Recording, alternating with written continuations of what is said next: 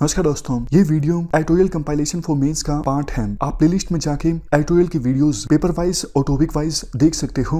और अगर आप दिसंबर 2019 के बाद की वीडियोस को देखना चाहते हो तो वीडियो के नीचे मौजूद ज्वाइन बटन की सहायता से आप मेंबरशिप को ज्वाइन कर सकते हो। चलिए डिस्कशन स्टार्ट करते हैं। आप जीएस पेपर 2 के इस टॉपिक से आर्टिकल को रिलेट कर सकते हो। देखो, फिलहाल कोविड-19 की महामारी चल रही है, इस वजह से स्कूल्स बंद हैं। विभिन्न स्कूल्स प्रयास कर रहे हैं बच्चों की शिक्षा को कंटिन्यू की जा सके ऑनलाइन माध्यम से। लेकिन देखो, फिर भी जैसे इन प्रेजेंस जो पढ़ाई होती थी उतने घंटे तो पढ़ाई नहीं हो पा रही है। तो इस अभूतपूर्व सिचुएशन को देखते हुए सीबीएसई ने अब निर्णय लिया है कि 9वीं क्लास से लेकर 12वीं क्लास का जो सिलेबस है वो 30% तक कम कर दिया जाए। सीबीएसई का कहना है रिस्पेक्टिव कोर्स कमेटी ने सिलेबस को फाइनलाइज किया है 30% कम करने के बाद, और ये जब करिकुलम कमेटी का और सीबीएसई के गवर्निंग बोर्ड का अप्रूवल मिला तभी कोर्स कमेटी के द्वारा फाइनलाइज किया गया है। लेकिन देखो, जो 30% सिलेबस कम किया गया है 9वीं क्लास से लेकर 12वीं क्लास तक का, उस पर विभिन्न एक्सपर्ट्स ने बहुत सारे क्वेश्चंस रेज करने स्टार्ट कर दिए हैं। जैसे देखो, फिजिक्स का हम एग्जाम्पल लें, न्यूटन लॉ इसको रिमूव कर दिया गया है। Motion along a straight line, basic concepts of heat, ये जो बेसिक कंसेप्ट्स है ना, ये रिमूव कर दिए गए हैं। राइटर कहते हैं अल्दो देखो बेसिक कंसेप्ट्स रिमूव कर दिए गए हैं, लेकिन कई कंसेप्ट्स ऐसे होते हैं जब बच्चों को न्यूटन लॉ ऑफ मोशन आएगा तभी वो हायर लेवल के कंसेप्ट्स आएंगे, जैसे वर्क, पावर, एनर्जी से संबंधित प्रोजेक्ट्स कंसेप्ट।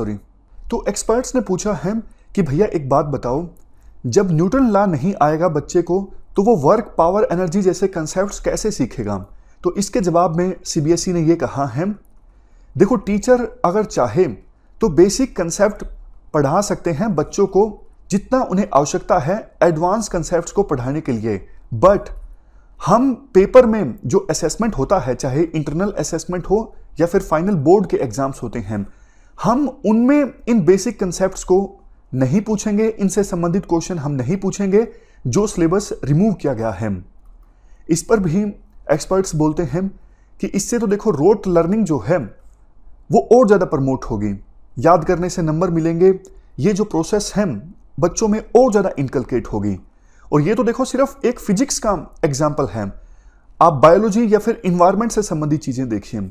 हमने कल भी आर्टिकल डिस्कस किया था कैसे बच्चों को स्कूल लेवल पे ये सिखाने की आवश्यकता है कि वैसे ह्यूमन बींग्स कैसे अपने आसपास के इन्वायरमेंट से इंटरेक्ट करता है, वेरियस ऑर्गेनिजम्स आपस में कैसे इंटरेक्ट करते हैं, इन्वायरमेंट की इंपॉर्टेंस क्या है, ये सब चीज़ें बच्चों को और इफेक्टिव ढंग से समझाने की आवश्यकता है। लेकिन अब हुआ क्या है, सीबीएसई ने इनसे संबंधित कुछ कंसेप्ट्स को रिमूव करने का फैसला लिया है इस साल के लिए, जैसे इकोलॉजी, एवोल्यूशन कैसे होता है, स्पीसीज इंटरेक्शन, पॉपुलेशन डायनामिक्स, को इवोल्यूशनरी डायनामिक्स, ये कुछ एग्जांपल्स हैं। इसका देखो सीधा सीधा कंसिक्वेंस ये होगा, इकोलॉजी और एवोल्यूशन का और ज़्यादा नेग्लेक्ट होगा हमारे देश में। ऑलरेडी देखो हमारे देश में एपिडेमियोलॉजिस्ट की कमी है, और ज़्यादा कम लोग एपिडेमियोलॉजी के क्षेत्र में अपना करियर इस्टेब्लिश करेंगे। इसके बाद एग्जाम्पल दिया जाता है पॉलिटिकल साइंस का। पॉलिटिकल साइंस में देखो कुछ बहुत ज़्यादा इंपॉर्टेंट कंसेप्ट्स रिमूव कर दिए गए हैं, जैसे सिटीजनशिप, सेकुलरिज्म, फेडरलिज्म।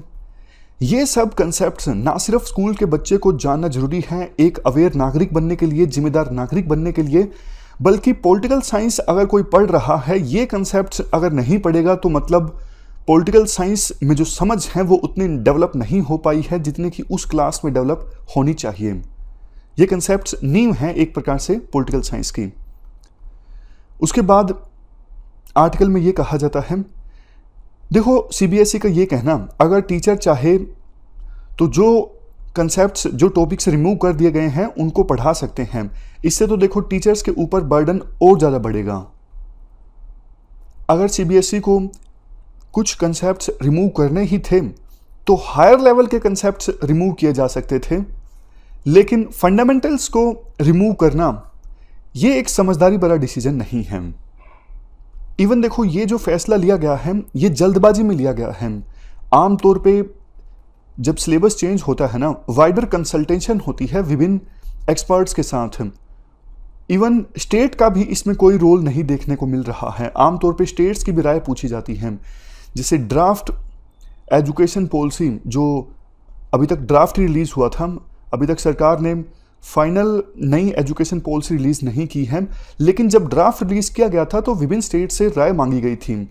लेकिन अभी करिकुलम को चेंज किया गया, कोई राय नहीं मांगी गई, विभिन्न एक्सपर्ट से वाइडर स्केल पे कंसल्टेशन भी नहीं किया गया। आमतौर पे देखो, विभिन्न सरकारों पर ये आरोप लगते रहते हैं, वो अपने आइडियोलॉजी के हिसाब से, चाहे वो एनसीईआरटीज़ का हो या फिर सीबीएसई का हो, करिकुलम चेंज करवाने की कोशिश करती हैं।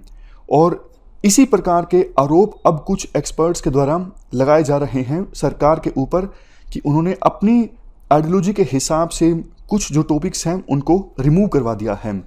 सीबीएसई का हालांकि ये कहना है कि देखो, ये सिर्फ इस साल के लिए हुआ है, हमने परमानेंटली टॉपिक्स को थोड़ी ना रिमूव किया है। इसके जवाब में क्रिटिक्स ये बोलते हैं, सरकार एक बार टेस्ट कर रही है, अगर इस साल सब कुछ ठीक रहा तो इसे बाद में कंटिन्यू भी किया जा सकता है। तो ये हमने पूरा आर्टिकल डिस्कस किया एजुकेशन से संबंधित। इस डिस्कशन में फिलहाल इतना ही है। Thank you very much for discussion.